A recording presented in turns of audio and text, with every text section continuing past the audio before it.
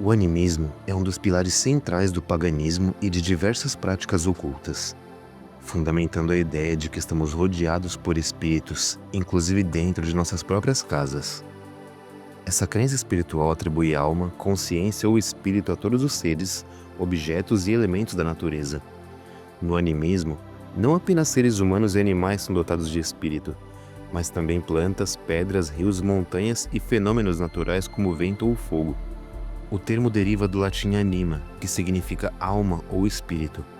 Como uma das formas mais antigas de espiritualidade, o animismo esteve presente em inúmeras culturas ao redor do mundo, especialmente em sociedades indígenas e tradicionais.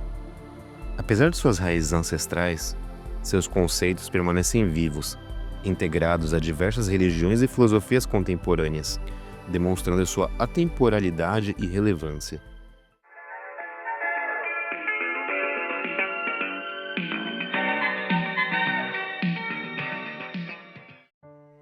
O animismo propõe que todos os elementos do mundo possuem uma essência espiritual, criando uma conexão entre seres humanos, a natureza e os espíritos. Essa perspectiva considera o mundo natural como algo sagrado que deve ser tratado com respeito e reverência. Rituais animistas frequentemente envolvem a comunicação com espíritos ou forças da natureza, buscando proteção, orientação ou equilíbrio. Esses espíritos podem habitar casas, florestas, rios ou montanhas, atuando como protetores ou guias. Embora seja uma crença tradicional associada a povos antigos, o animismo tem ganhado espaço em contextos modernos, especialmente em movimentos ecológicos e espiritualidades alternativas. Muitos o enxergam como uma maneira de se reconectar com a natureza, promovendo harmonia e práticas sustentáveis. No cotidiano, o animismo inspira gestos simples, como cuidar de jardins, agradecer pelos alimentos ou realizar pequenos rituais para objetos pessoais, como casas e ferramentas. Essa visão encoraja uma relação mais profunda e significativa com o mundo ao nosso redor, celebrando a independência entre humanos e natureza. Os espíritos domésticos são entidades espirituais ligadas à casa e às famílias que nelas habitam. Presentes em diversas culturas e tradições ao longo da história, esses seres são frequentemente vistos como guardiões do lar, responsáveis por proteger, trazer prosperidade e promover a harmonia no ambiente doméstico. A crença em espíritos domésticos remonta a tempos antigos, quando as pessoas viam suas casas como espaços sagrados habitados por forças invisíveis. Esses espíritos podem assumir diferentes formas dependendo do contexto cultural, desde figuras humanoides a pequenos seres semelhantes a gnomos, animais ou até energias abstratas. Eles geralmente estão associados a lareiras, fogueiras ou pontos centrais da casa, simbolizando calor, proteção e o coração do lar. Em algumas tradições, também estão conectados à terra ao redor da residência, cuidando do equilíbrio com a natureza próxima. Nos lares gregos, a deusa Hestia, ou Vesta em Roma, era cultuada como a protetora do fogo doméstico. Altares e oferendas eram dedicados a ela para garantir o bem-estar da casa. Os romanos também reverenciavam os lares e penates, espíritos protetores do lar e dos suprimentos familiares. Na Escócia e na Alemanha, acreditavam em espíritos caseiros como os brownies e os kobolds. Eles ajudavam nas tarefas domésticas e protegiam as propriedades, mas também podiam pregar peças caso se sentissem desrespeitados. Para os eslavos, os domovi eram vistos como guardiões da casa, geralmente descritos como velhos peludos ou com características animalescas. Eles protegiam as famílias, mas exigiam respeito e reconhecimento como alimentos deixados perto da lareira. No Japão, os espíritos chamados Zashiki ou Arashi trazem boa sorte às casas que habitam, mas partem caso se sintam ignorados ou desrespeitados. Em Portugal e na Espanha, o conceito dos duendes também está relacionado aos espíritos domésticos, com funções protetoras ou travessas, dependendo da interação com os moradores. Espíritos domésticos, em geral, exigem respeito e pequenos gestos de gratidão, como oferendas de alimentos ou símbolos de reconhecimento. Muitas tradições afirmam que eles retribuem o cuidado com proteção e prosperidade, mas podem se tornar vingativos ou causar infortúnios se forem ofendidos. Hoje, a crença em espíritos domésticos continua viva em práticas de espiritualidade alternativa, como o paganismo moderno e o animismo. Muitos os associam a uma conexão simbólica com o lar, tratando a casa como um espaço vivo que merece cuidado e atenção. Independentemente da crença literal em sua existência, a ideia dos espíritos domésticos reforça a importância de cultivar o respeito pelo ambiente doméstico, valorizando a harmonia e o bem-estar dentro do lar. Olá a todos, eu sou o Monge Quântico e hoje venho contar para vocês um pouco sobre esses espíritos e entidades que habitam os lares das pessoas desde gerações antigas. Os espíritos domésticos são presenças sutis e poderosas, habitando as casas e protegendo seus moradores. Cada cultura os descreve de forma única, mas todos compartilham a função de manter a harmonia, proteger o lar e interagir com os humanos de maneiras misteriosas. Nas terras eslavas, sussurram histórias sobre o Domovi, um guardião peludo que pode assumir a forma de um ancião ou mesmo de um animal. Ele vive nas sombras da casa, cuidando do bem-estar da família e afastando forças malignas. Para agradá-lo, os moradores deixam pão ou leite perto do fogão, mas um descuido no respeito ou a desordem podem irritá-lo, trazendo pequenos infortúnios à vida doméstica.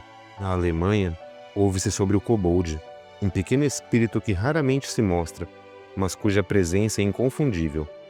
Ele ajuda nas tarefas cotidianas desde que seja respeitado. Se ignorado ou ofendido, transforma-se em um brincalhão travesso, escondendo objetos ou causando confusão. Um lembrete constante de que a harmonia do lar depende do cuidado mútuo. Mais ao norte, na Escócia e na Inglaterra, os brownies são companheiros leais. Esses seres rústicos, de aparência simples, aparecem à noite para organizar e limpar o lar enquanto todos dormem. Presentes como mel ou leite são muito bem-vindos, mas eles têm um limite. Detestam ser observados enquanto trabalham. Caso sejam desrespeitados, abandonam o lar, levando consigo a paz que antes ofereciam. Na Roma Antiga, os lares e penates eram venerados como espíritos centrais de qualquer lar. Enquanto os lares protegiam a casa e o território ao seu redor, os penates zelavam pela despensa e pelo sustento da família. Pequenas estátuas dessas divindades eram adornadas com oferendas durante refeições ou celebrações, garantindo que o lar permanecesse próspero e seguro. Do outro lado do mundo, no Japão, os Ashikiwarashi habitam quartos vazios como crianças fantasmagóricas. Apesar de sua aparência inquietante, são símbolos de boa sorte. Aqueles que os reconhecem e cuidam do espaço que habitam desfrutam de prosperidade e felicidade. Contudo, se ignorados ou se o lar cair em desleixo, os Ashikiwarashi partem, levando a boa sorte consigo. Na mitologia grega e romana, o fogo sagrado do lar era personificado por Hestia e Vesta, deusas que representavam a união e a proteção da família. O fogo que queimava no coração da casa era um símbolo de segurança e vida, e rituais eram realizados ao redor para garantir a harmonia.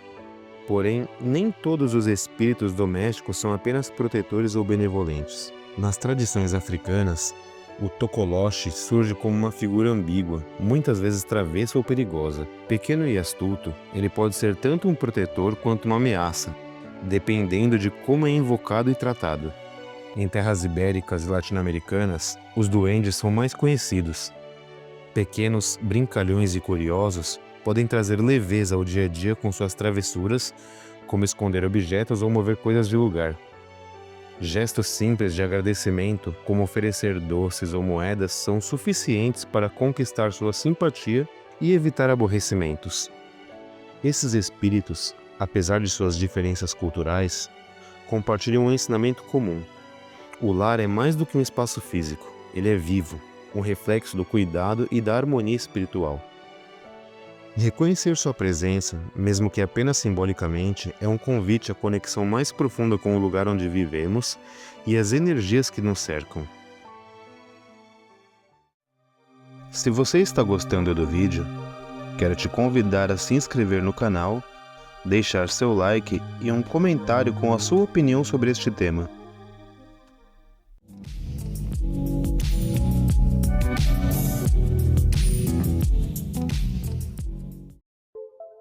No domínio das máquinas e do progresso tecnológico, existem os espíritos travessos conhecidos como gremlins. Diferentemente dos espíritos domésticos que habitam lares e auxiliam as tarefas cotidianas, os gremlins surgiram na era industrial, quando os motores começaram a rugir e o homem desafiava os céus. Esses pequenos e caprichosos espíritos tecnológicos são os guardiões das falhas e anomalias que atormentam engenheiros e pilotos. Dizem que se escondem nas engrenagens, entre fios e circuitos, esperando o momento certo para causar confusão. Aparições de gremlins foram relatadas pela primeira vez entre pilotos da Primeira e Segunda Guerra Mundial. Eles descreviam criaturas pequenas, ágeis e quase invisíveis, capazes de sabotar aeronaves de forma que desafiavam a lógica. Motores paravam sem explicação, instrumentos falhavam e estruturas cediam, como se uma força maliciosa estivesse testando a paciência dos humanos. Para os pilotos, atribuir essas falhas aos gremlins era tanto um alívio quanto uma advertência. As máquinas, embora criadas pelo homem, poderiam ter vontade própria quando invadidas por esses seres. Mas os gremlins não se limitam aos céus. Com a evolução da tecnologia, dizem que migraram para qualquer dispositivo que dependesse de engrenagens, eletricidade ou complexidade.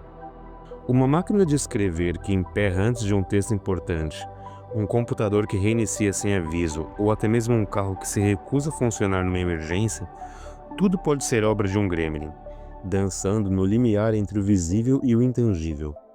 Diferente dos espíritos domésticos, os gremlins não buscam harmonia com os humanos. Eles se divertem com o caos, rindo de nossas tentativas de controle. No entanto, há um paralelo intrigante. Assim como os espíritos domésticos se apegam ao ambiente que protegem ou habitam, os gremlins são profundamente ligados às máquinas que sabotam. Talvez sejam manifestações de nossa relação com a tecnologia, reflexos de nosso medo e fascínio por aquilo que criamos, mas não compreendemos plenamente. Através de nossa conversa, exploramos diversos aspectos fascinantes e complexos relacionados ao animismo e às crenças associadas aos espíritos que habitam os ambientes em que vivemos, como os espíritos domésticos e entidades como os gremlins. O animismo, com sua visão de que tudo no mundo possui uma essência espiritual, nos leva a compreender a conexão profunda entre os humanos, a natureza e os espíritos, revelando a sacralidade de elementos cotidianos como plantas, pedras, rios e até objetos de uso diário.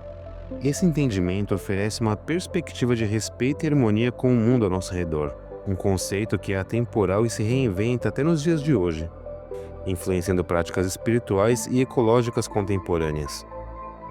Os espíritos domésticos, como os habitantes invisíveis das casas e dos lares, são um reflexo dessa conexão espiritual com o ambiente, seja trazendo proteção ou até sendo responsáveis por pequenos incidentes e distúrbios no cotidiano, o que torna as interações com eles únicas e reveladoras de nossa relação com o espaço que chamamos de casa.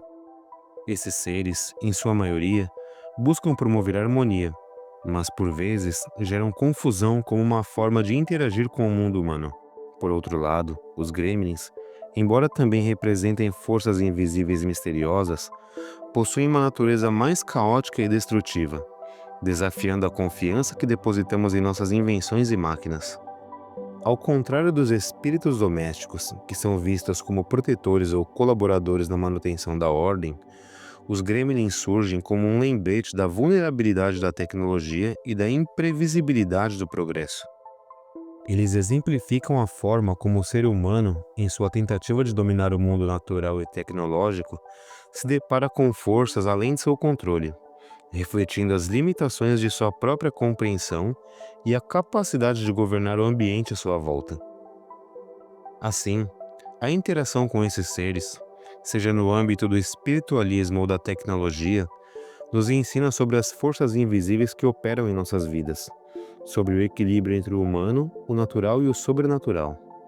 Eles nos desafiam a refletir sobre nossas relações com o mundo e com as entidades que nele habitam, sejam elas benevolentes ou travessas, mostrando que o sagrado e o profano, a ordem e o caos, estão, de certa forma, sempre entrelaçados em nossa jornada de existência. Obrigado por me acompanhar até aqui, espero que tenham gostado e até a próxima.